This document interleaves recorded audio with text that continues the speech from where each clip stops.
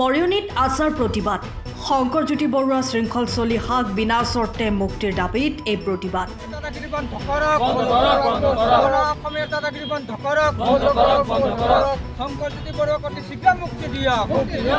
দুলীয়াজানৰ বিএনচিং পেট্ৰল পাম্পত সংঘটিত ঘটনাৰ বাবে আজি আদিবাসী ছাত্ৰ সন্থাই মৰিয়নিত এক প্ৰতিবাদী কাৰ্যসূচী ৰূপায়িত কৰে।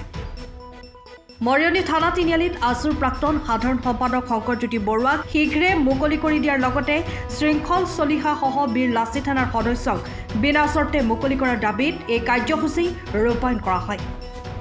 আদিবাসী ছাত্ৰ সন্থাৰ কেন্দ্ৰীয় সমিতিৰ বিতুল কুৰ্মী আৰু যোৰহাট জিলা সমিতিৰ সভাপতি অজয় বৰাইকে কাৰ্যসূচীত অংশগ্ৰহণ কৰে।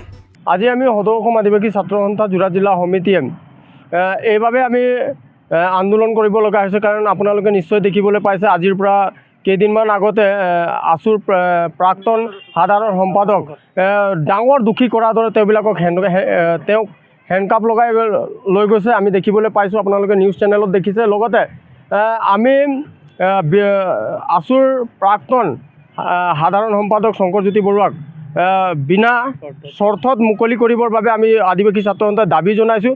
লগতে তনু চাহী যিজন মহিলা তাইক গ্ৰেপ্তাৰ কৰিবলৈ আমি আদিবাসী ছাত্ৰ সন্থাই দাবী জনাইছোঁ। লগতে মই ইয়াৰ পৰাই মই আহ্বান জনাব বিচাৰিছোঁ যে কিছুমান একাংশ ব্যক্তিয়ে এজন নিৰ্দিষ্ট ব্যক্তিৰ বাবে গোটেই জাতিটোক অপমান কৰাটো আমি আদিবাসী ছাত্ৰ সন্থা কেতিয়াও সহ্য কৰিব নোৱাৰোঁ।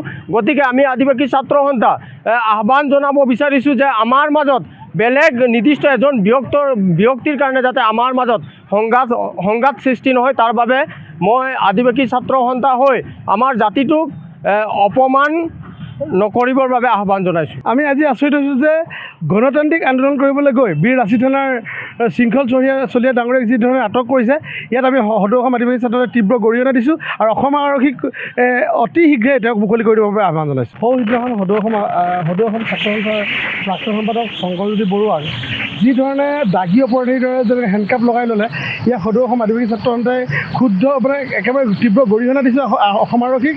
আৰু আমি দেখিবলৈ পাইছোঁ যে টনি চাহানী নামৰ যিগৰাকী মহিলাক আমি দেখিছোঁ যে তেওঁলোকক সেই অপৰাধী ব্যক্তিগৰাকীক তেওঁলোকে বচাব বিচাৰিছে। আমি দেখিবলৈ পাইছোঁ যে তেওঁলোকে অসমীয়া জাতিটোক অপমান কৰাৰ পিছতো অসম আৰক্ষীক কিয় নীৰৱ ভূমিকা পালন কৰিছে। আমি অতিকৈ হতবাক হৈছোঁ এই কথাটোক লৈ পিনে আৰু ক্ষুব্ধ হৈছে। আচলতে আমি সদৌ অসম আদিবাসী ছাত্ৰলৈ এক তীব্ৰ গৰিহণা দিছোঁ। আৰু এটা কথা কওঁ যে এই যি ঘটনা ঘটিছে, এই ঘটনাটো লৈ পিনে যিটো আমি দেখিবলৈ পাইছোঁ যে এজন বিধায়কক কেন্দ্ৰ কৰি আমাৰ জাতিটোক কিছুমান ব্যক্তি অপমান কৰিছে। সেই অপমানসূচক ব্যক্তি এনেকৈ বক্তব্য প্ৰদান নকৰিবৰ কাৰণে আমি এই মঞ্চৰ পৰা আমি আচলতে আপোনালোকৰ এই চেনেলৰ পৰা আমি আচলতে তেওঁলোকক আহ্বান জনাইছোঁ যাতে আমাৰ মাজত জাতিগত সংৰক্ষণ হয় আৰু দুখী ব্যক্তিসকলে যাতে পলাই।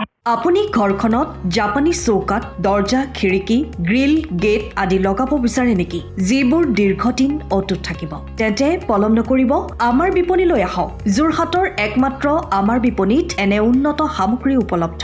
এই মেচিনটোৱে বেণ্ড কৰা হয়, দৰ্জা, চৌকাত আৰু উইণ্ডো বনোৱা হয়। বাকী আমাৰ গেনব্লাইজৰ হয় এইবিলাক। আমাৰ ঠিকনা শ্ৰীৰাম এলুমিনিয়াম চেণ্টাৰ, DCB তিনিআলি, তৰাজান, যোৰহাট 785006। যোগাযোগৰ নম্বৰ 8638967754 অথবা 9401552548। পাল্লা বনোৱা আছে, গেলমেনাইজৰ হয়। এইটো প্ৰেছ ষ্টীল বুলি কয়। গেলমেনাইজৰ উইণ্ডো হয়। ইয়াত ষ্টীলৰ এইবিলাক গ্ৰিল দিয়া আছে, এক্সট্ৰাকে গ্ৰিল প্ৰয়োজন নাই। গ্ৰিল চব লাগি গৈছে। আৰু এইফালে মস্কিটো নেটো দিব পাৰে।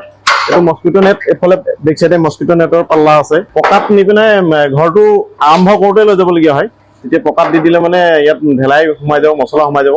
বালি মছলাটো ভৰাই দিলে মজবুত হৈ যাব। ইয়াৰ সময়ৰ খবৰ সময়ত পাবলৈ ফ'ল' কৰক টাইম অফ আছাম।